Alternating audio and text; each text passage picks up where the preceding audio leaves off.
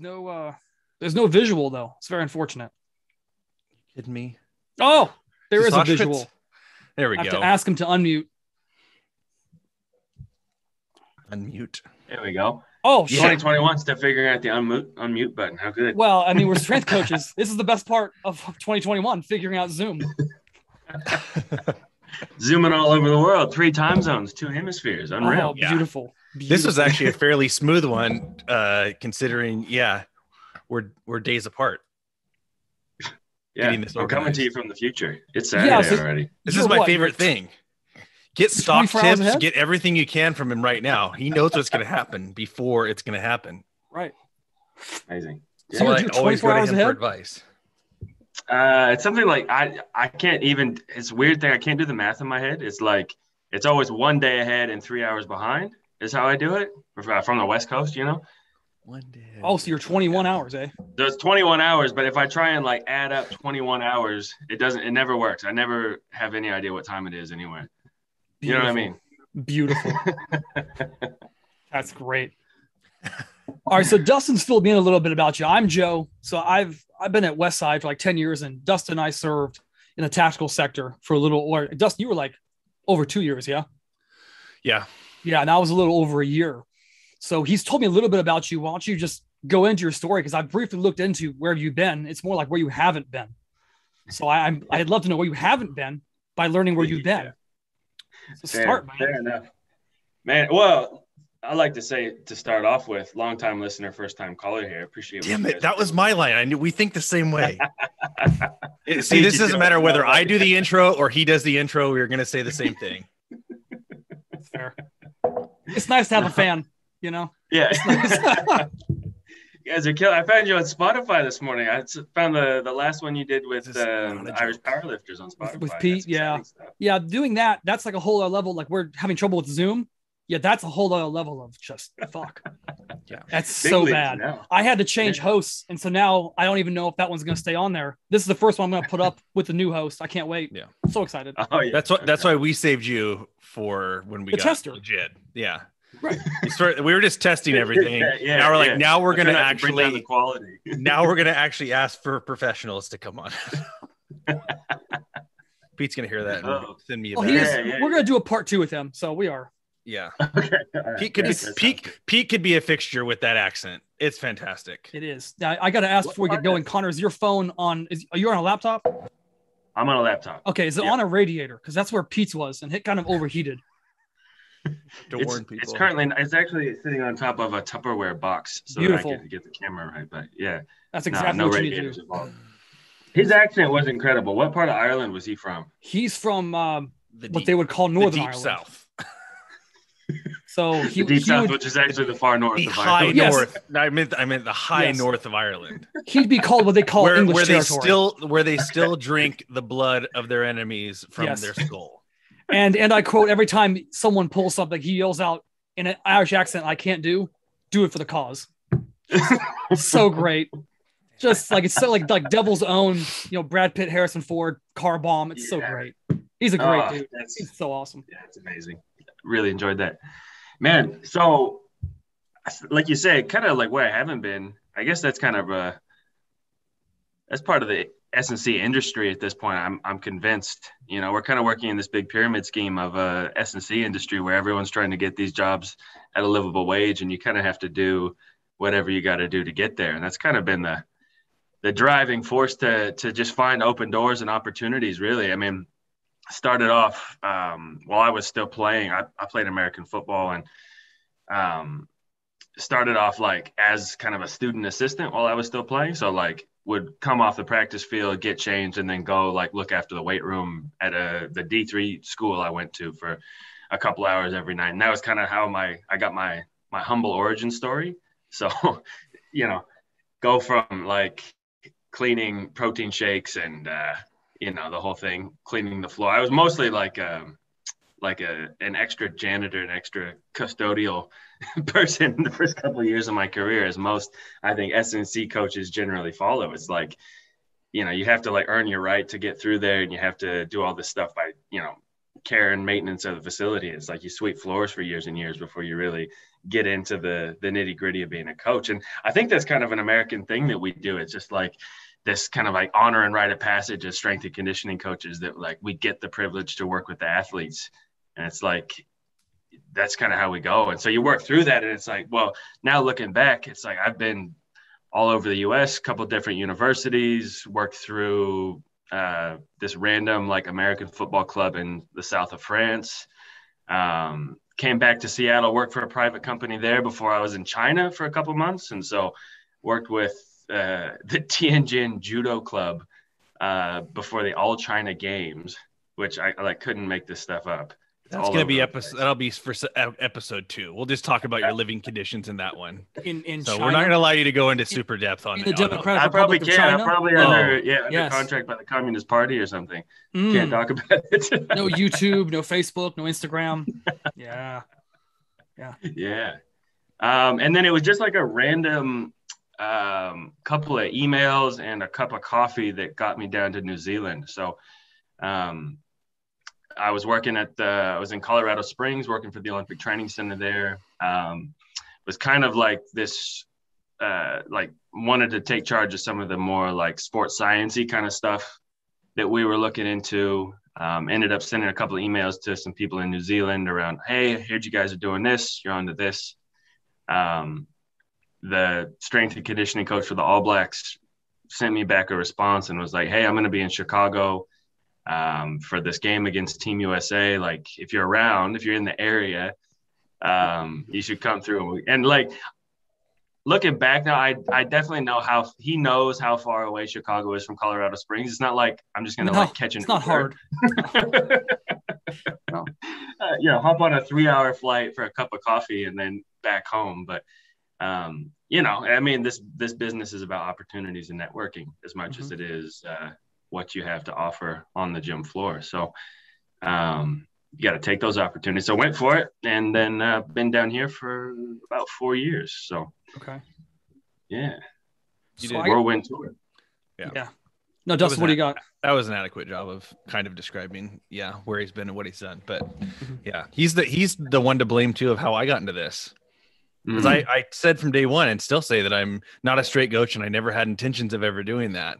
I was in it for purely selfish reasons, and he was the one that just gave me a random phone call and got me into it. I mean, legitimately on a whim. So he's to blame. How'd you loop this one into doing that? It was actually I had been at TCU down in Fort Worth there for a few months and was having a great time. Unreal staff down there. They're amazing. I still say that was the best job I've ever had in strength and conditioning. Well, that's how we got into the pyramid scheme in general. I would have all those guys on this podcast in general. Keep going. Just having a great time and realized, like, Dustin, one of the strongest dudes I'd ever worked around or worked with, was like delivering. What were you doing? You're like delivering hot tubs or something at that time. Yeah, single-handedly. Oh, those are your hot tub days. Yeah, it turns out if you can deliver a hot tub by yourself, you make twice as much money. Or at least that's an easy sell to your boss. Like, hey, you don't have to pay 2 guys or 3 guys. I can just go do this by myself. Yeah. And he called me when I was delivering a hot tub. I'll never forget. You were on site, right? I was like, Dustin, you got to get down here. I think you're going to enjoy this. There's potentially slightly more professional advantage to being a strength coach than a hot tub delivery man. Hook, line, and sinker. What a lie. It was the beginning of the end. I would be the king of a hot tub empire right now. You probably would be. Have your own strain of shops. Yeah, I had this methodology of how to move hot tubs single-handedly. I would have saved the industry millions of dollars. I don't know if there is an industry, but yeah. Race to the bottom. Right. So Conor, you actually met and associated, like, worked with, I'm guessing, like Nick Gill for a while. Yeah. So again, that was kind of that weird random connection. I say that's probably been like, if I look at my career, the single driving factor has been like the random email that you just send out at like 2 a.m. that you're like, oh, I'll probably never hear back from this. And then like bam, the next day it's like, okay, life changing. Here we go. Right. So Gilly gets back to me, says, oh yeah, sweet, this is awesome, blah blah blah. This is what we do with the All Blacks. This is how we roll. It's super open, super like encouraging right away, and like just down to chat. So it wasn't like I'd never met the guy. We'd had a couple emails, and he was just like, yeah, sweet, like come through. And met a couple of players, which like, back then I had no idea what rugby. I had no idea about rugby at all, zero. And so like Dan Carter and a couple of these guys who are like the Michael Jordans of this sport, right? Dan Carter, like the very best that will ever do this. And they're like coming up to him at the table while I'm like drinking coffee, and they're like saying hi. And I had no idea what I was doing. And these guys are like, oh hey, my name's Dan, nice to meet you. Oh hey, yeah, great, thanks, nice game. Yeah. Did you know who they were at that point? Oh, I had like Googled them. Okay, before, okay. Like all right, jumping on the flight. So I was like, okay, yeah. No, that makes sense. He's a starter, then, yeah. He's all right. He's all right. Yeah.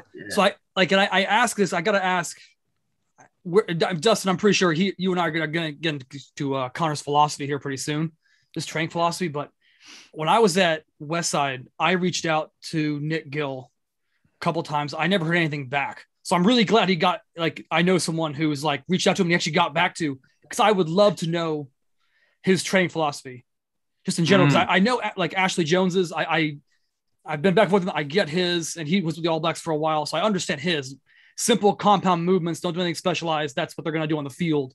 What does Gill do in a nutshell if you had to like sum it up in a couple minutes? Oh, I think you just nailed it. I think you play unbelievable rugby. Yeah. You put a ball in their hand from early days. Mm-hmm. You get them out on the field, and then you do the basic, simple stuff better than anybody else in the business. Mm-hmm. And you focus on the recovery stuff. So you break them down, make sure they're really good at their sport, and then put them back together. Okay. Repeat for the next 20 to 30 years. And you've got and like, honestly, like, I'm not messing around with it. Like that is the formula. Like there's not some like secret sauce for the All Blacks. It's years and years of like dedicated, intentional basics that are done better than anybody else. And that's really it. Nail the relationships, the motivation, get people in the door, make sure they feel appreciated, and then go hard. And like rugby's a bit different in terms of like the strength standards and what you might expect from guys that are like that, like big weapons that can move around the field and be explosive. If we take I always think like we take the barbell out of the equation, and this is kind of what Gilly's stuff is about, really. It's like, a scrum where you're like pushing against each other, or a tackle, or even like a carry, you're holding the ball, you're running through people. Like we kind of think exercise needs a bar and it needs like plates in order to be training. But like, the amount of strength that you need to be able to produce in like the training environment or on the field, like that is the exercise. That is what's leading to the adaptation. And so it's all highly specialized stuff that they do. And that's it, man. Like it just rinse and repeat over and over and over again. Yeah. Like Dustin, remember, I tell you almost every time we're on this podcast, like everyone wants something sexy. Everyone wants some sort of sexy something, like look at this progressional scheme, this, that, and the other. And then we have a guy here, works with the best rugby team in the world, literally just said like, yeah, we just do the basics. We just progress them. We keep them sexy and clean, but nothing. There's no weird conjugated pyramid tiered system, triphasic thing going. No, it's just get good at the basics, man. And then go out there and play good, solid, fundamental ball. What is that? Occam's razor. Usually the simplest explanation is the right one. Getting philosophical. Here we go. Well, I mean, he's got 3 kids, man. He has to. I sit and rock for hours, philosophize, but I mean that's the thing. I mean, in relating or translating things, I mean, it sounds like the technical and tactical things are so well developed in that sport too, because they're playing at such a young age. And I think that game also translates a lot better than like American football, in the sense that you're doing things a lot different as a little kid than you are at the higher levels. Like the sport progresses as far as like the technical and tactical and the coaching and things change. Coaches have different philosophies, but I feel like rugby is a little bit more fluid in the sense that you can learn things the right way and those skills and the mechanics and all in the game from a young age. And it translates seamlessly over to you being a grown man and, you know, having developed those exact same skills at a young age. That makes perfect sense. And it's one of those things I see coaches continually getting off base because they want to somehow mimic stuff on the field in the weight room, and not say that isn't what we should be doing to get it to translate better. But it's like, we could do so much stuff just on the field doing that. Did you, or was it equated to some degree? Like when they have certain practices, I know we've had conversations with, you know, pro coaches and things like that, where they're now monitoring, you know, with GPS and things like that of what athletes are doing on the field.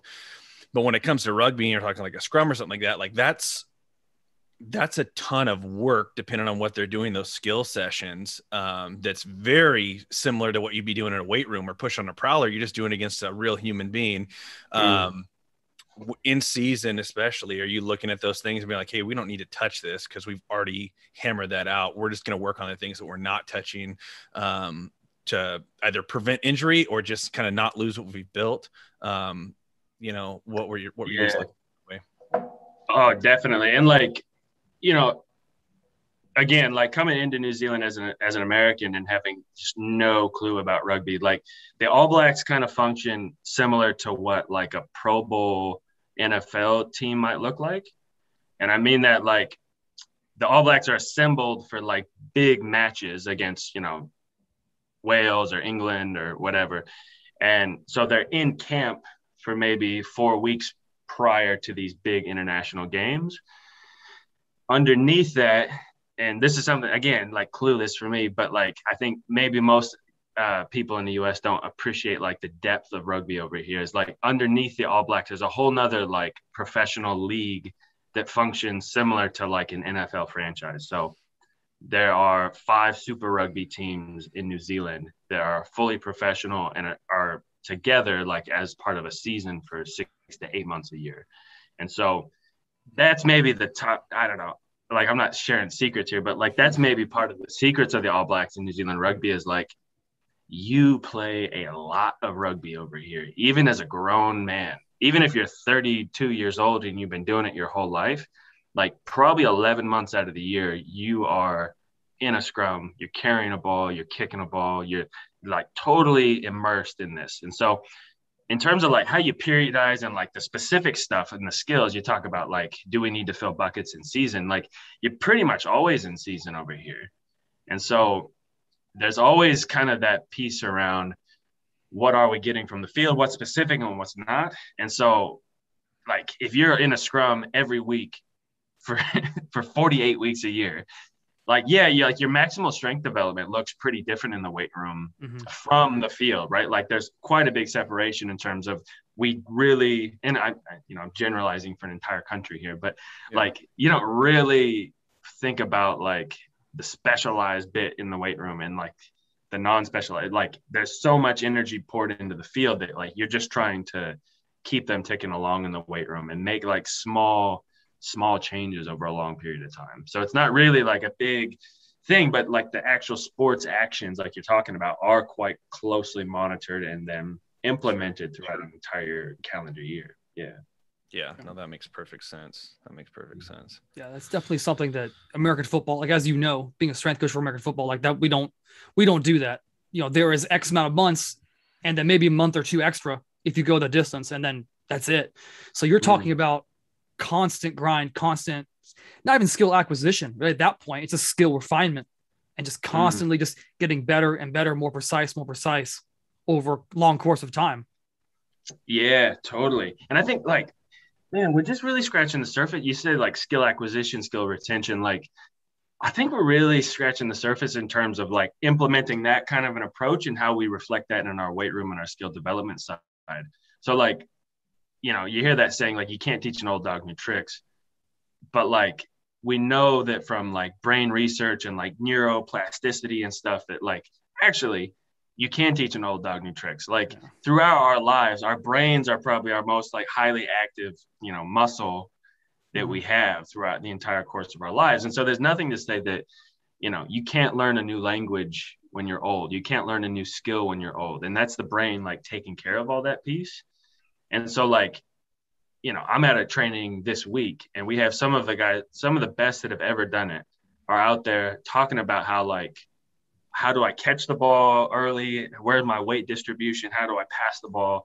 And like, what are my fingers doing? We're talking catching and passing the ball. Yeah. Right. Like, which is like Dustin, you said earlier, like it's what you learn when you're 6 years old here. Mm-hmm. But we've got guys that have literally 25 years of experience at the highest level, like still working on that piece, still working on it. And so like, you think about, Joe, I'd love to hear some stuff around Westside and kind of what you've seen there. But like, you think about, is Louis Simmons talking about making gains, like constantly driving maxes year in, year round? Or is he talking about like the PhD, like molecular level of what it's like to squat and pull? Is he talking about, like, I think that learning piece is massive. And I don't think we really appreciate how good you can get at that over the course of your career. Yeah, so we have a common saying at Westside Barbell is that we're not interested in stock cars. We're not interested in NASCARs. We're interested in Formula One. Mm-hmm. We're interested in going as absolute fast as possible and turning on a dime and with little to no, speed loss, whether that is gear or raw. A lot of people think it's just geared, but in the last 10 years, I mean, Westside Barbell is and this is out of Lou's mouth. This is 90% sports, 10% lifting. That's where it's come to, like so many colleges and universities that use the system now. So when you're talking about, year in, year out, driving that 1 rep max up, yes, that is on the whole, the ultimate goal.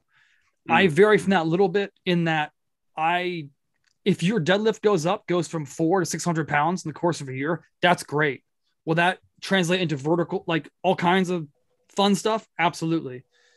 But at the end of the day, if you're pulling 6, but you go on the field and you're garbage, it doesn't really matter. Mm-hmm. So it really comes down to, for sports, like just what we find that weakest link. Oh, it's, this is a very simple answer to your question, but simple little things like squat. Okay. Your glutes are weak.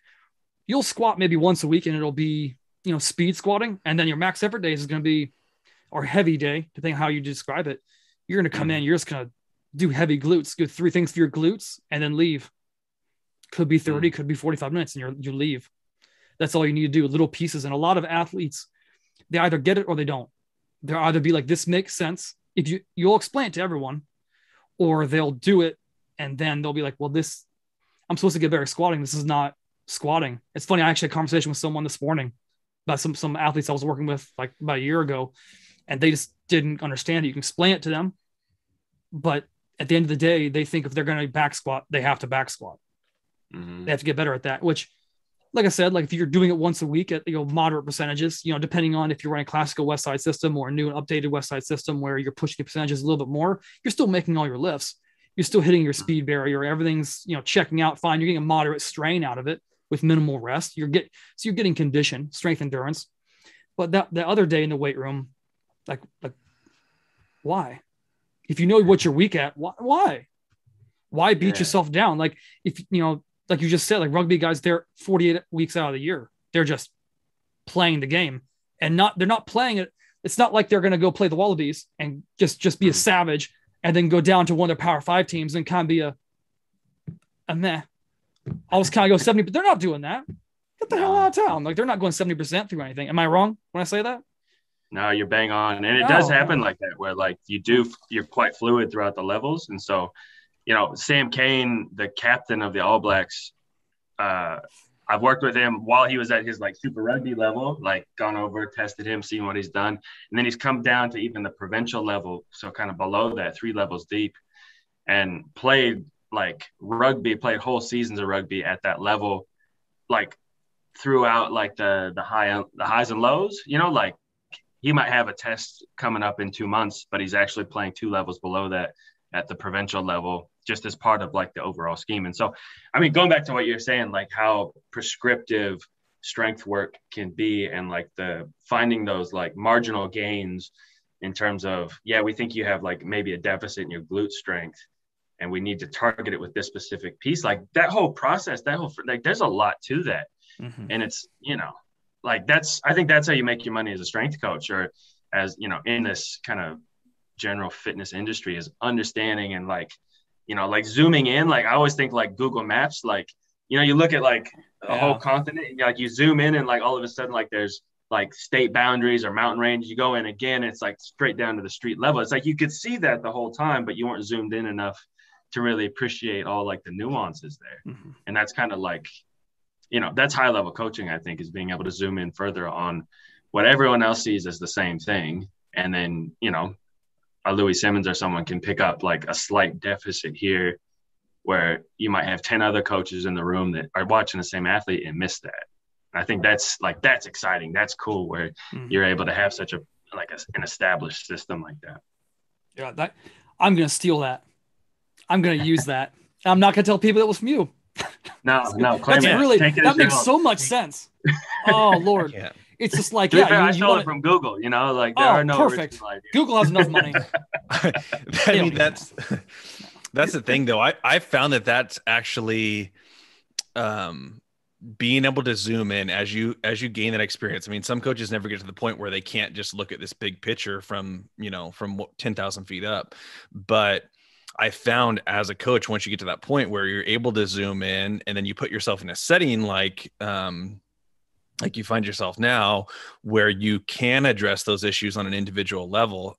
In certain coaching settings, it just doesn't present an opportunity to go much deeper than, you know, one click, because you don't have the setup as far as the time parameters, the size of the group, all those kind of things. But I know I found myself thinking, like, once you can zoom in, zooming back out as a coach and being in a setting where you're not able to address those things, remove some of the excitement from it. And that was probably the toughest thing in my strength conditioning career to deal with, is once you develop that and you're able to zoom in and then you're forced to zoom back out and you never get to, that is a brutal mental challenge that I don't want to say I have an answer, because there wasn't. Like, I was like, shoot, the more you learn, it's like ignorance is bliss. I was like, oh, I'm so happy just blowing a whistle. Now that whistle coach, this, like I want to do it. I mean, that's went from a personal level in my own training, you know, to what you're saying now. You get so much job satisfaction out of, you know, going down to that micro level and helping an athlete correct something like that and get real benefit of it. So no, that's a fun place to be. Absolutely. And that's kind of like the, you know, having, like, what that ultimately boils down to is like having an effect, right? Like the time and effort and energy you pour into your career, like you actually want to see like a result, some kind of end product, some kind of thing. And like, you know, if you're a sports coach, like maybe it's catching a ball or scoring a touchdown or whatever. And so like you have this kind of like external like reinforcement of what you're doing. Like, everything I've done, like maybe it matters, you know?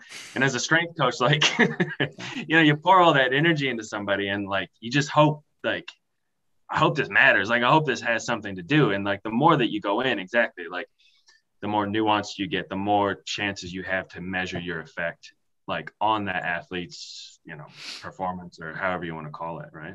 Have you been surprised by that, from working on a international level, you know, from China to New Zealand from the US, at the Olympic training facility? You know, those are all a very specific type of athlete with a specific kind of mentality. Like, these are people who make their livelihood and make everything off of being in that setting.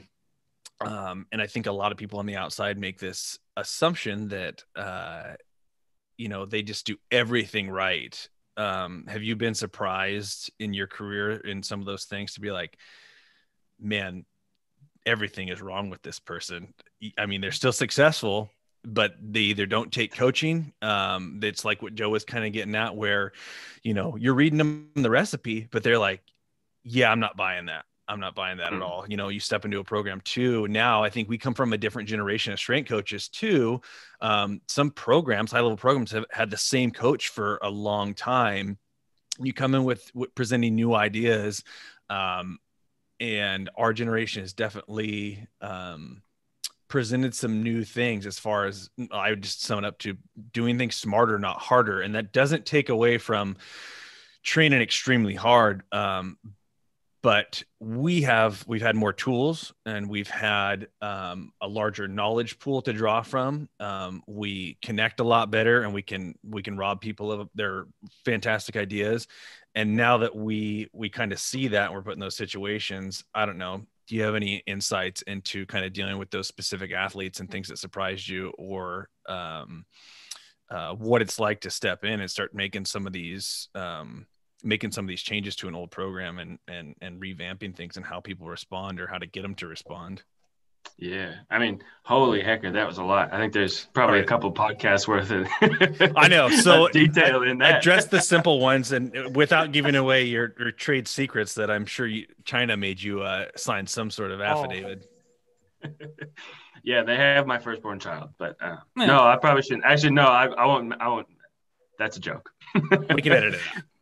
No, we can't. Actually, we don't. Joe has I like really a rule. hate editing. It takes too long. Joe made like two rules to this, which were, I'm not going to edit anything out, and we can't have a specific list of strength coaches ever on the podcast. Yeah, blacklist. Which is unfortunate for my therapy session, because the coaches that I thought would call in for therapy are the ones that Joe put on my list that can't come on the podcast. Well, we'll literally all of them. We just won't pick up. Yeah, they can call. Okay. Choose one of my questions to answer. There's a lot there.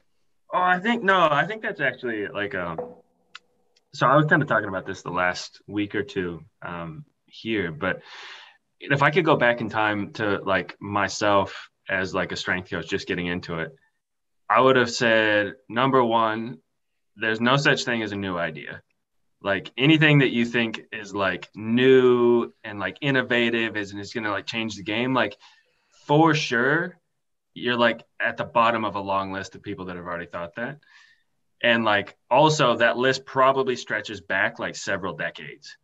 And so, and, you know, unpack that a little bit, but I just say the other thing is like, if I could talk to myself as a young strength coach, I would say that along with all of the sports science and like the relationship building and like all the different pieces that make up coaching, you need to understand power dynamics really well.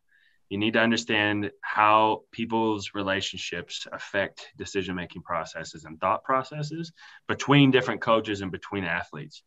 And so, you know, if I'm working with, I've had this question pop up in like different interviews and different scenarios where like, how do you deal with a challenging athlete? So like someone who's like, think they've got it figured out, or like, don't respect you, or, you know, like there's a million ways to like slice that, but like your relationship with an athlete, one, their time is valuable. Like your coaching career might go on for 20 years, but like their athletic career might, you know, be done the next training session if they get themselves injured, right? So like as an athlete, like their time there is very short and is very valuable. And it's in some cases like very financially valuable, but also just like precious in the terms of like, this is maybe the only shot you get to be like a competitive athlete. So like, one, you need to realize that, and your ego, and like, you know, everyone has an ego, strength coaches especially, but like we think that we have this like game-changing, world-breaking way of doing things. But like, why should that person trust you? They don't understand what you're talking about. They have no concept of like what your philosophy is, or no even grounding around why should they care? You know, like you're not selling them anything different than anybody else if they don't understand what's going on there. And the way to like get ahead of that is to make sure that they understand that you care and understand that their time is valuable, right? So like communicating that, messaging that, being on the same page with them, that's for me, and maybe people do it differently, but for me, like that's a big step.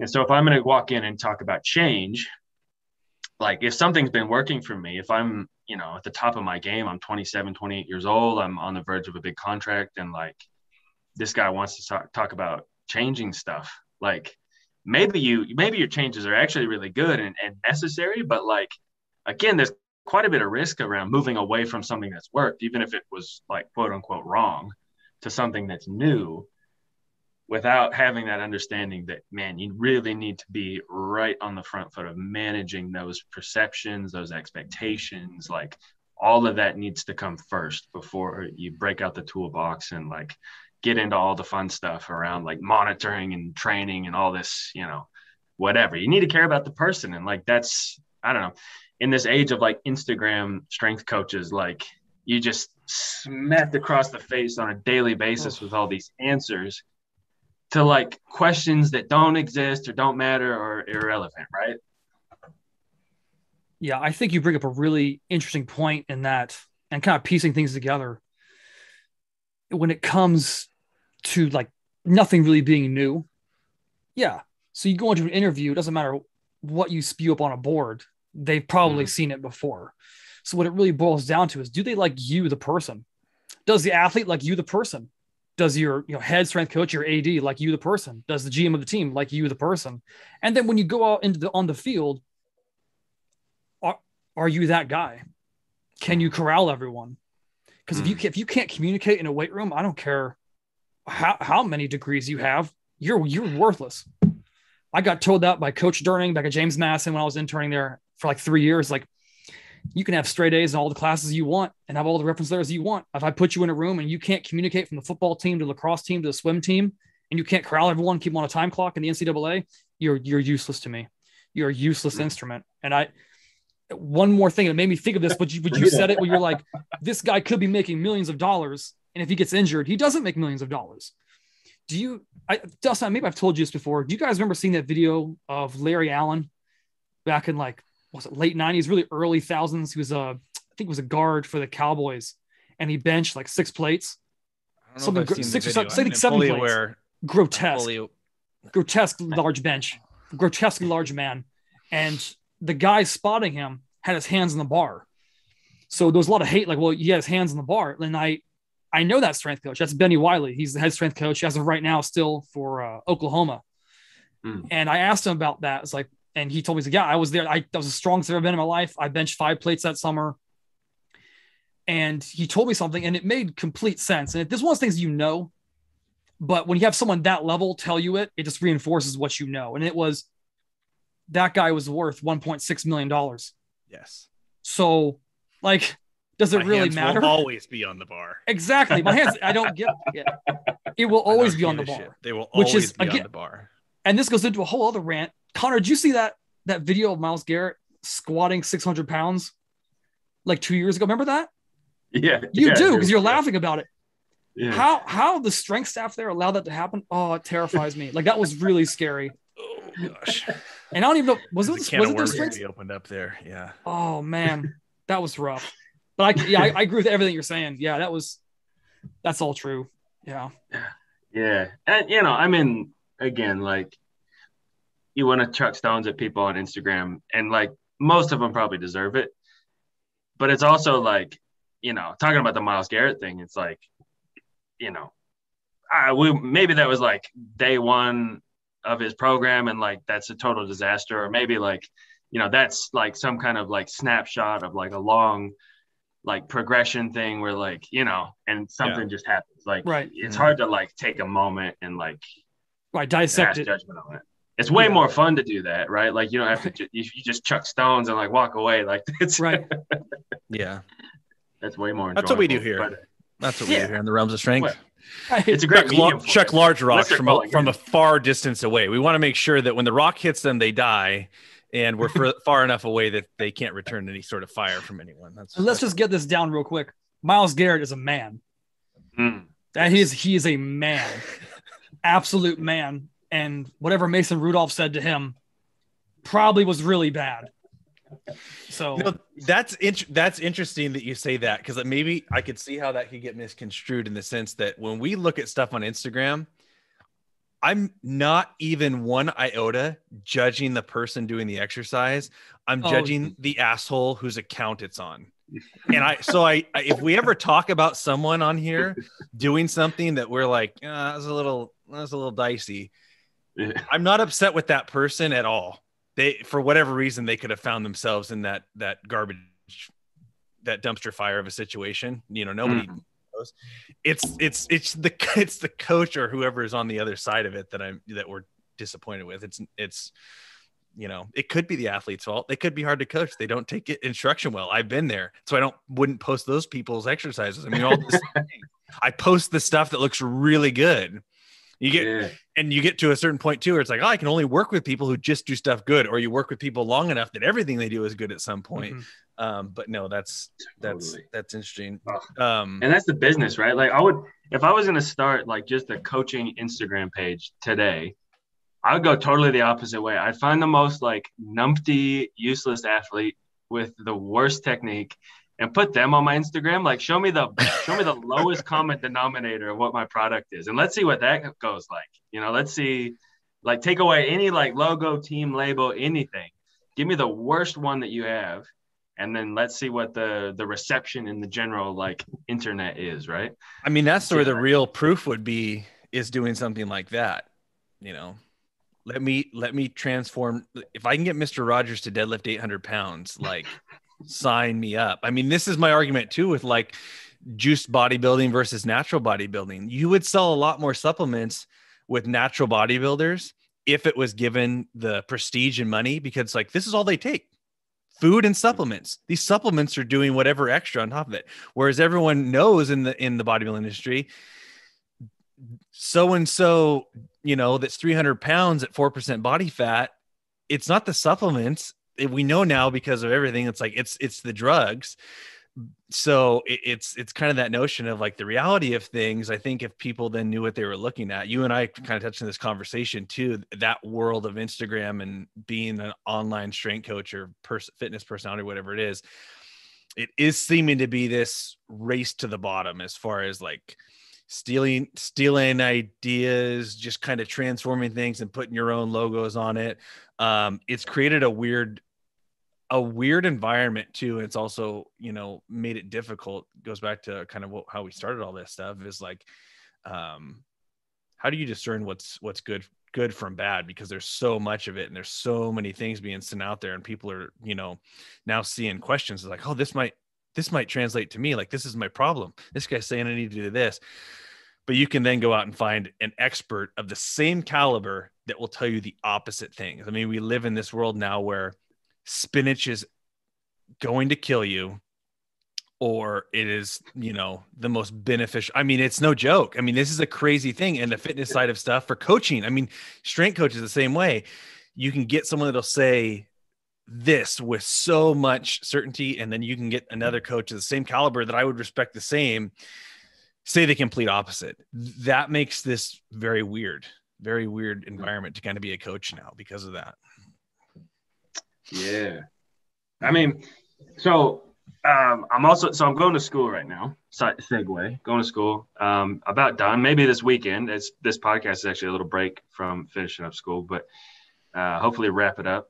One of the big takeaways from all the stuff that we've done over the last like 3-4 years is so like I'm studying like eccentric training. That's kind of like my thesis right now. And you know, you go into like a thesis and you're expecting like, well, I'm gonna change everything, like rewrite the rules, like brand new training methods, all this stuff. And one of the main findings after 3 to 4 years is like, man, some people respond really well to, you know, and just this example, but like respond really well to a certain kind of eccentric training. And some people actually get like worse from the same exact eccentric training, right? And I think that actually, and like we'd all kind of maybe attest to that in terms of like, if you're going to test somebody preseason and then like postseason or whatever, like some people got better, some people didn't improve, some people maybe got worse. But like, I think that individual response is probably the basis for a lot of what you're talking about in terms of like, how can so many people look at the same stuff and come up with polar opposite opinions? Like, how is that possible if everything else is the same? Like, if spinach is actually going to kill you, and how is it possible to think it's good, or vice versa? If spinach is actually good, how can some people possibly think it's going to kill you? And that's because the three of us might just respond in totally different ways. So if Joe's the strength coach for these people, and I'm the strength coach for these people, the people that have gotten really good, and he sees the people that have only gotten really bad, then our processes, our thinking processes are going to just assume like, this is the natural world. This is the truth. This is the universal truth that I've seen in my weight room, and everyone else can go to hell. That in essence, people too, that is how you get a guru and dogma and then followers. And then the people that typically get collected in these areas are people who respond well to a certain thing. And then everyone that gets shifted out. I thought about this. This was probably our first, maybe this could have catalysted us into like how we got here in the first place. Was the notion that, we came from a high school weight program and football program that was very much geared on breaking people off, like survival of the fittest. People quit because they couldn't handle doing it. And now thinking back, it's like, there is a mentality there. Like some people might've quit because it was just mentally too challenging. But the other thing, and there was no other road though. It was the road of punishment, go to failure, do everything all the time, as much as you can, as hard as you can. And some people don't respond to that. So I don't think that they were giving up. It's like they don't respond, or they aren't recovered, or there could be external factors to why they're doing bad. But I've come to see this as a coach that, through this firsthand, not reading this, but watching people, you can put people on the same program, and this leads you to asking questions of why someone's not responding in the same degree that someone else is. So the only place that I've ever got with that notion right there is, man, my cup just got a lot bigger. I don't think I'm filling up my cup like so small fractionally at the time, at the rate of my cup is now a 50-gallon bucket as far as like, I don't know anything. I don't know anything. That's the truth. Absolutely. Yeah. If I start a podcast tomorrow, it's going to be the I don't know anything, and that's the truth podcast. So I gotta backtrack for just a second. So your doctoral thesis is on eccentric training. Yeah. Okay. Yeah. Don't tell him the secrets. I've been using this in my bodybuilding since he came and visited me. Hey man. And there's a reason why my hamstrings have turned into what they've turned into. I am bulletproof. Ridiculous. I respond to it. So this would have been poor. Had Conor used me in his study, dude, it would look like he should win the Nobel Prize. You don't count. From what your lower body, eccentric training does to me. You're like the natural Eric Fankhauser. You don't count. You're that outlier. He's definitely an outlier. There are some secrets. See? Yeah. He's had legs since 7th grade. 5'1". Conor saw me. Conor can vouch for this. This isn't a made up thing, because I told this to someone and they looked at me like sideways, like I was just an absolute fucking liar. I had a six pack at 100 pounds in 8th grade, and I had a six pack at 240 pounds in college. That's legit. Was it a first sergeant that told you that? That was your line? Those people don't. And no, those people I could sell those people, ketchup sandwiches and tell them they were going to get, bench 500 pounds, and they would have believed me. It's the inflammatory property of the tomato.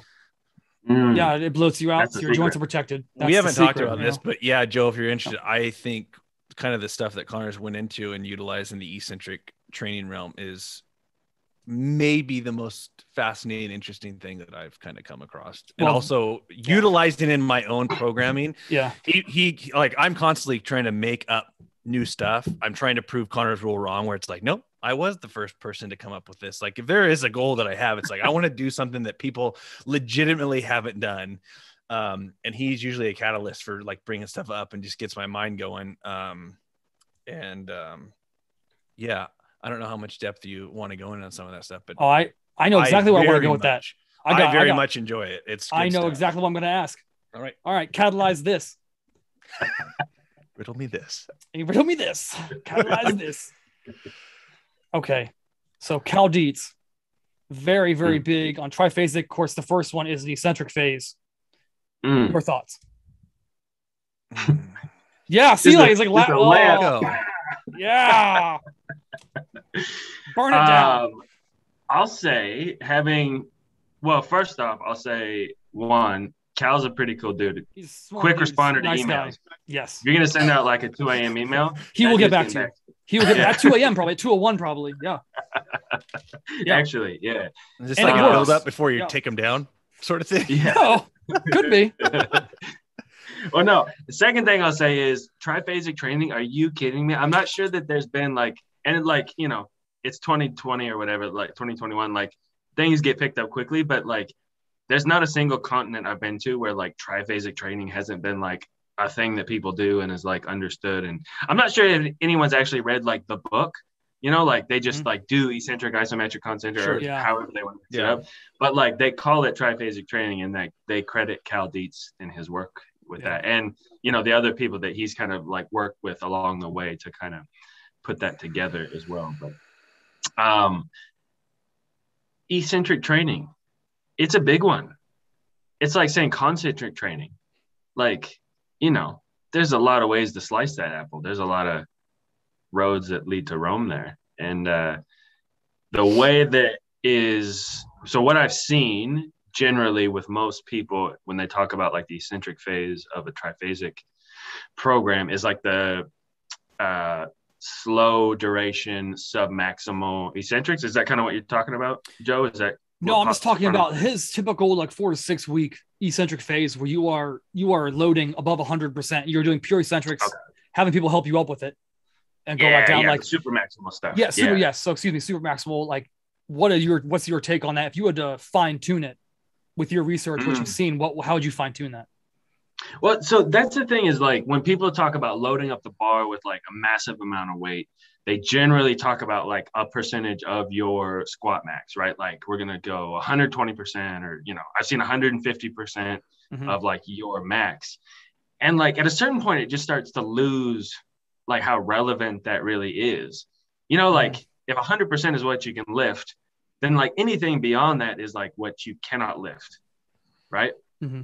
So whether it's 200% of your squat max or whatever, like really at the end of the day, it's just really fucking heavy. It's just really heavy.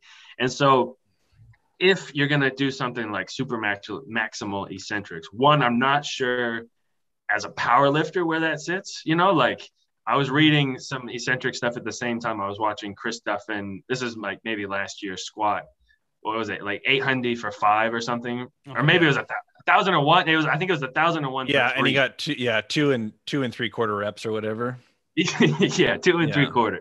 Yeah, I'm not sure it's appropriate for a guy like that to be squatting 150% of his back squat max. You know what I mean? Like Chris Duffin loading up 1,500 pounds in the squat to like do a slow controlled eccentric will probably like blow your aorta out of your neck, right? Like the amount of pressure built up in something like that. Dave Tate will do it.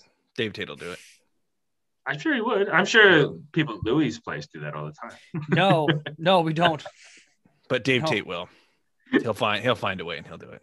Yeah. Right now. So that's kind of what kickstarted me off on this whole doctoral thesis thing is like what's the difference between 120%, 150%? You know, if I hold it for 4 seconds or 6 seconds or 10 seconds, like it's so heavy. Like why, you know, is that relevant? Why would I use one number instead of the other? Like, how do I build an eccentric assessment to tell me like what I should be doing? Like we know we're real comfortable with a back squat max, working from percentages or even velocity-based training off of a max, something like that. But like, what's the eccentric equivalent? So like, if you're doing something like super maximal stuff, one, let's find out what is an ideal load for you as an individual. Like, is there one? Does it matter? Two, what are we actually trying to improve here? So if it's super heavy, and I don't like, we can get right down to the molecular stuff, right? But like, if it's super heavy, the amount of tension that you're putting through your whole body, even down to like the actin, myosin levels of your muscle tissue, like what are we expecting? What's the prescription that led to that point? So are we just trying to increase maximal strength? And is there anything else that we're trying to improve? And what's the timeline that we're trying to see that improvement with? So to be more specific, if I'm doing like a super maximal eccentric phase to like improve my ability to jump, or let's just keep it strength. Like if I just want to lift more, what's my timeline, first of all? Because if I'm going to be expected to recover from like 4 to 6 weeks of getting absolutely annihilated by super maximal eccentrics, like at a certain point, like you're just pounding like dead muscle flesh, right? Like you're just grinding people through. And like, if you expect to like chuck that into like your classic 3-week build, 4th week recover, 5th week test, like super maximal eccentrics are going to look like a terrible option because you're so in the hole, you're so jacked and wrecked from something like that, that like you probably actually won't see the benefits for a long time. Guy named Angus Ross down here in New Zealand, big influence on my thought process with eccentric training, and has looked into kind of the recovery times for what it takes to bounce back and perform. Like we talk about like super compensating. That's kind of a word that gets chucked around, but Yep. He's saying that like you might need 8 to 9 weeks of light back off, hold the handbrake training to be able to bounce back and recover from something like that. That's incredible. Is that dependent on your muscle type? Like fast twitch, slow twitch, if you buy into that. Some people don't buy into it, but like, what is that mostly dependent on? Now. So I don't know if I can talk about him. There's an individual athlete that's been used with this that is kind of performs at the highest level. I wouldn't use his name because I didn't get permission to use it, but that's cool. Whatever. It was dialed in specifically for him. Mm-hmm. So it was like 8 weeks. So there was like a pinnacle event, like a big competition. Mm-hmm. We're 8 weeks away from that. So we're going to finish our super maximal eccentrics 8 weeks from that in time to like bounce back. Mm-hmm. So they use this kind of like neuromuscular test, like just a velocity based kind of assessment. Okay. And they figured that they actually missed the competition by 1 week because at 9 weeks he PR'd through, was more explosive than he'd ever been. Mm-hmm. That's it. And like, that's the kind of level and that's the kind of precision that I think that we should go into it. If we're using big, heavy caliber, eccentric training, like super maximal stuff, what's the recovery process? It could be 8 to 9 weeks long based on your muscle tissue, based on, even the exercise, like, are we squatting? Are we benching this much weight? That kind of thing. But like, there's a huge bit of understanding around how long does it take to bounce back from something like this based on how much stress you're putting through your body. Right. Yeah. And depending on how long it takes to recover, like, again, like this may be a super effective method. And I've seen this and I've rolled this out with our teams. It's like that low light recovery where you're not squatting more than like 70% for almost 2 months. And then bang, like 8 to 9 weeks later, like we start squatting the house down. We're stronger, we're faster, we're more powerful than we've ever been. Full squatting. Yep. At 9 weeks at post. Yeah. Okay. And you don't know by chance what that super maximal percentage was, do you? Or you can't say. That's kind of my point. Is like, oh, okay. For him, for that individual, it was like 120%. Okay, this is an athlete, not a lifter. So this is a very strength-based athlete. Okay, but an athlete nevertheless, not like a power lifter. Okay. Yeah, an athlete. Okay. Yeah. 9 weeks. So yeah, I mean that's kind of like a weird answer to your question. Like, how would you tweak it or refine it? Like, you're out here like hunting rabbits with a missile launcher, and that point, like, you're using these gigantic, like, advanced methods to get these gains, and it's like, why? It works, okay, but why does it work? It's a good way to filter out the rabbits, though. And all you're left with is wolves at that point. Well, I just mean, if you're using a missile launcher, you get rid of anybody that doesn't respond to that pretty quickly, because I just feel like it'll chew you up to bubble gum. You still have a population. I feel like anyone around you, or even yourself, kind of experimenting with that. You're dealing with a cut above genetic wise on some levels. I feel like, I mean, you do get people that like genetically, like they're a great athlete and they might not be great at the other stuff. So I guess that's not fair. Just having high caliber athletes. But did you look at, you spend a lot of time with HRV stuff, and I know that's something you understand well. when you were have you experimented on yourself and kept track of that at all, and seen like use that as a gauge? I know I've done that myself to kind of judge my own recovery with stuff like that. Did you look at that at all, or anything in that realm as far as recovering on that level? It's a trade secret. Totally.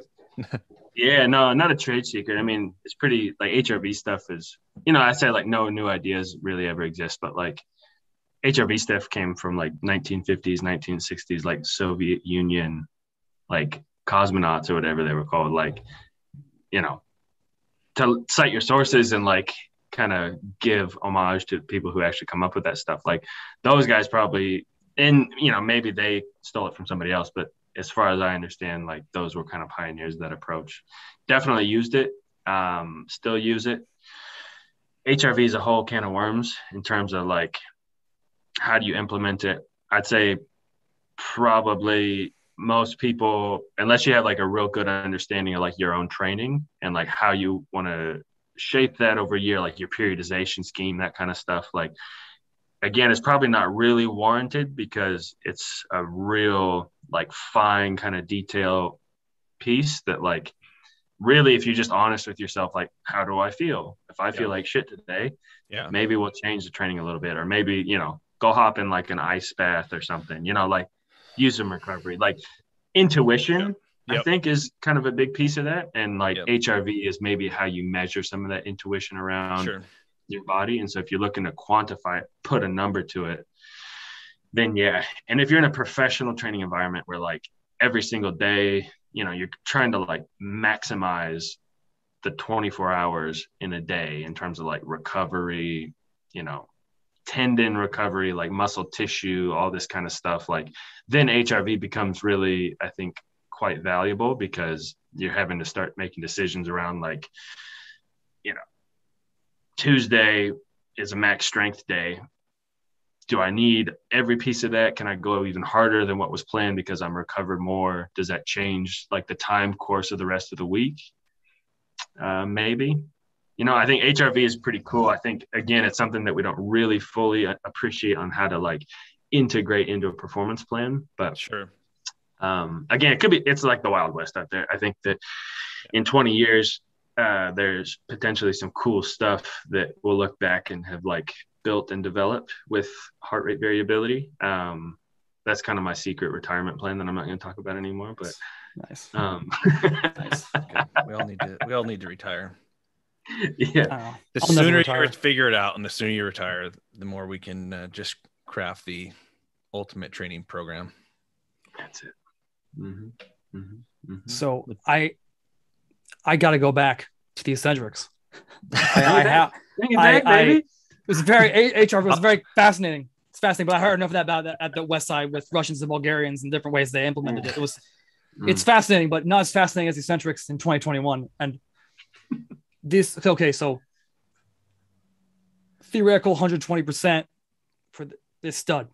9 weeks later, which was a week after the event we were actually targeting. Okay. It was like uber stud, right? This is what I'm getting. Okay. Do you think, so in your world, is that, if you nailed that down and it was like, all right, 9 weeks, you know exactly when to prime that in. When you are talking about, they come up from the powers and they prep for 4 weeks for their actual, I keep saying Wallabies because that's the world championship game I keep going back to. So they prep for a major game. Is that worth them doing 5 weeks before and then kind of coasting through all that ridiculous amount of constant practice to then hit it on that day, in your opinion? If you hone that in and you nailed it down every time, is that worth it? Or is the lack of loading leading up to that detrimental to especially tight heads or, scrum individuals? I feel like a real easy answer to that question is like, it depends and blah, blah, blah, blah, blah. And then like, I don't want the easy answer. Don't you do that. Don't you do that. So I want to give you I'll preface that. I want to give you we're going to Vegas. Yes. We're going to Vegas. We're betting on this game. And it's like, if this works, they're murdering people. This is that inside information. We miss the mark and you lose your job. This is the inside information that Cam Newton actually smokes cigars every day. Like, he's not going to be able to run. I'm gonna bet Kansas City all the way. This is what I want. Yeah. Yeah, shit, yeah, I'm using this, man. Are you kidding me? If you can tell me, like, on the day of a competition, Yes. my athletes now, like, Yes. you know, and like realistically, like 2% stronger on the Mhm. day. That's a lot. Yeah. Yeah. Are you Okay, so it's worth You know? not getting the loading, even up to 2 or 3 weeks before, and then you pull back. It's worth not having the loading based on everything you've done and you've worked with at this level of caliber of athlete. It's that big of a difference, game changer wise. Well, let me ask you this. Why worry about the loading if it doesn't affect our performance by 2%? I don't know. That's why I'm asking you. No, I mean, that Yeah. goes back to exactly what we established, I think, is that Yeah. they're doing so much on the field training and stuff. I think the only thing that I have the question is the window that you utilize to do that training.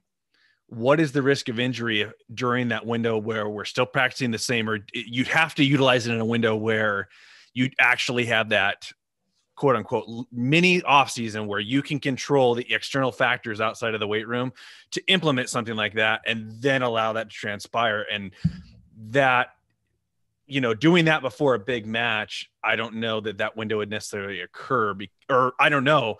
Do you think there's a high risk associated with doing that training for that window if they were practicing and doing that, or is that like, you know, you wouldn't do it if that was the case? Does that make sense? Yeah. So context again, like we are stretching a day in terms of 24 hours, 7 days a week, looking for like, you know, how can we optimize this training and how can we make sure every single piece of this is like locked in? And that's the context where we can pretty confidently control, like you said, I think that's a good way to say it, like the mini off season. And like, definitely there's a risk in terms of like high training load and you're putting that much stress on a human body. Like, you know, the body's either going to fly apart in different pieces or it's going to have like a protective mechanism that kind of controls that response. And, you know, that I think that's like, you see guys who like maybe get a little bit tight hammy, tight back, tight something. I do sometimes wonder if that's like a legit, like, structural injury, or if that is maybe like a protective mechanism from that's maybe reflective of the high load that they're all under, that kind of stuff. And I think that you're definitely going to start to see a lot of that protective mechanism, call it like neural tightness stuff. You definitely run a higher risk of, well, I guess any injury mechanism in that case. But like, if you're not confident that you can control the different aspects of a day, the on-field loading, the gym stuff. And like, again, like this is a culture and this is a spot where like we've talked about recovery and the importance of sleep, like what you do on the weekends, like all of that is like years and years of a conversation that's been built up. And so like we talk about, you know, in universities, like training, like college football or something where like as a strength coach, you have them for like 1 hour a day in your gym and maybe, you know, 3 days a week or whatever. And so like really over the course of all the hours in a week, like you have direct impact on like maybe 3 of them. Right. And so in a situation like that, where like, if I don't really know what the football coaches are going to do with them after they leave here, or like, you know, they're a bunch of like 19, 20-year-old kids, like for sure they're going to play Fortnite until 3 a.m. and then like try and just like roll straight back into the weight room. Like that is the basis for what an advanced training methodology really is, when like you have all these other pieces that you need to be able to control before you confidently start to like implement a lot of this stuff, you know. And like people say, oh, it's an advanced method, and like I don't know, Dustin, like when we were athletes back in the day, like if someone told me, this is like an advanced training method, I'd be like, yeah, screw everything else, I'm going straight to that one. Right. Like I don't want any of this other like training wheels nonsense. Like give me the big guns here. Yes. And that's dangerous for someone like you or me at that time, because it could be because I would just disregard everything, or do that. It would not necessarily, like whatever you tell me to do, I'm going to do it to a T. So if you're dealing with a person with that mentality, then it's like awesome. But otherwise, disclaimer wise, if anyone listens to this and decides to like go rip into 120% back squat, it's not my fault. You brought that on yourselves. Been warned. We'll put it in the Discord. You know, we're looking for like these like small little gains where we can like push performance at that kind of world level, that elite level. And you can confidently do that when you control a lot of the training process. You know, if you're like a construction worker and like you're smashing in like a power lifter recreationally, and like you've got a lot on your plate, like you're raising a family, you've got a full-time job, like meals are hard to come by sometimes because your schedule is like blown out and you're real busy. Does like a super maximal eccentric training phase like fit the bill for you? I'm not saying don't do it, but I'm saying like you should probably have some real good reasons and just be real careful with how you put that much stress on your body, which is really what you're doing. You're just loading that stress zone up. And so, you know, HRV, like kind of tying eccentric and HRV stuff together, like HRV measures stress on your body. Eccentrics is a way of putting more stress on your body than maybe you've ever done before. Yeah. And so like married up, that's a pretty good system. Mm-hmm. That's sexy. Okay. There's your sexiness. There's your, there it is. That's good. That's good. So yeah, I think so. For your scenario where you're dealing with like you're dealing with athletes that are leading at least 4 weeks up to this major competition, that would actually greatly behoove them that you're playing under like 70% the entire time leading up to it. Definitely. Yeah. Okay. And you know, again, like what's the outcome? And this is kind of what I was getting to with the Cal Dietz stuff is like, what is the purpose of this? Why are we doing this here? Like zoom out. What's the 4-year plan? Zoom in. What's the year plan? Zoom in. Where's the competition? What are the days and weeks leading up to that? And so when you're building like a training program like that, you know, super maximal eccentrics, whatever, the 4-week down taper phase, like that all just becomes an answer to a question. And because you started with a question in terms of like, how do we peak for an elite event?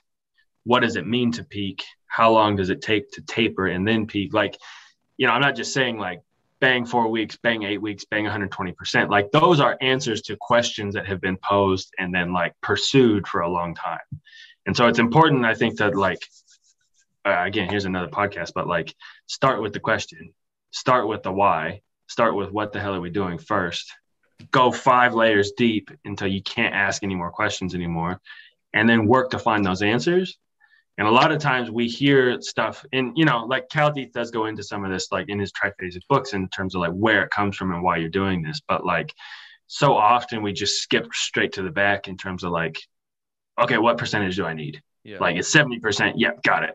But like, why is it 70%? Why is it not 72%? You know, like these little details and things like where's the specifics? Why are we here? What's the question? Start with that, work through that process. And then you get cool answers like this guy needed 9 weeks to supercompensate following a super maximal eccentric training phase prior to this, you know, like it's that's that. Yeah. Well, and I think that's how we get a lot of the stuff that strength coaches utilize is we've come to these generalized processes that can broad brushstroke a lot of people where it's like everyone falls within this range.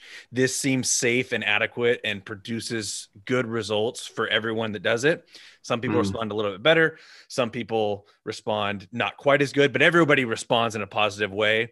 But yeah, we're talking on the level of, well, if we take those good responders and we better clarify and get more specific with those people, that's kind of the realm that we're talking about now. And there's still conversation, still depth. And I think it gets back to exactly what we've already said probably 3 times is the individual matters a whole hell of a lot in that circumstance, you know? Absolutely. So what without giving away any trade secrets, what did you do leading up to the Tokyo Games for the sevens? With the sevens crew, man, working hard.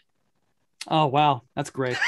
That's just great. Thanks so much. Well, we're done here. All right, Dwayne Johnson. That's so awesome. Thank you for joining us today. Staying in the grind. Staying in the grind. You know? Yeah, grinding every day. It's a special group of humans, the sevens, honestly. Yeah. Like culturally, just like what it feels like to walk in the door with this group. it's unlike any professional sporting environment I've ever been a part of or seen or anything like that. Like, it's a whole group of people that will literally give anything that you ask of them on any given day, for the sole purpose of being the best at sevens in the entire world. Mm-hmm. And like, it's like quite cliche, I think, a lot of that stuff in terms of professional sport, because like, yeah, we're all here to give it our best and whatever. But like, you're talking about athletes who generally make way less money than any other kind of professional athlete that we're used to in the US. Like, you're looking at, Patrick Mahomes' 1 year salary could probably fund the entire sevens program up through the next Olympics. Okay. Yeah. Like, that's three, like, so $10 million divided by 7, divided by 4. Yeah. Okay. Yeah. Right. Yeah. Like, it breaks way down to like, there's clear, like, I guess playing for New Zealand rugby is maybe a thing where like that looks good on a resume kind of stuff. Like, if you want to go play for another big club around the world, like, there's a piece to that that's maybe valuable. But in general, like, you're talking about guys that would make way more money just being your average, like, store manager. Like, for the most part, like, like, these guys do not get paid what they deserve in terms of being like world leading elite athletes. And so that's part of the culture, is like, these guys are here for the sole purpose of kicking ass and taking names. Yeah. And that's unapologetically the mission from about 8 a.m. till 5 p.m. every single day. Mm-hmm. And we talk about the basics that fuel the All Blacks. Like, the sevens and All Blacks kind of, they're like siblings, I guess. Like, some of them play, we cross teams, like different rosters, different people, but it is kind of a different sport in terms of the high intensity running demands. And so you're preparing guys to basically go all out in terms of, it's often compared to like an 800 meter race that's split up with like a UFC fight in between. Like, that's the kind of demands that you're trying to train people for. So they need to be dominantly powerful. They need to be explosively quick, being able to shake somebody. And they also need to be able to basically run all day because of how much space is on a sevens field. You're talking a field that's designed for 30 people. Right. Where 14, now you're attacking with 7, right? Like, you've got 7 on 7. Yeah. Like, it's so much space that you need to be full noise the second you touch the ball to be able to create space and manipulate your opponent. Like, the demands are actually really exciting and fun to work with from a strength coach perspective, because you're like, well, we need to be good at everything. We need to be the best at everything. We need to be ridiculously strong, powerful, and aerobically fit. And so, what do we do in the lead up to the Tokyo Olympic Games? Like, it's kind of the same thing that the sevens have been doing for the last 20 years, which is, we're going to out train basically everyone. We're going to run people ragged in a safe space, in like a way that stretches them appropriately. But like, you look at 20 years ago, what the athletes were doing then, and like, it is shocking. You're like, it's amazing that like there was actually any sevens players that survived what they were doing back then.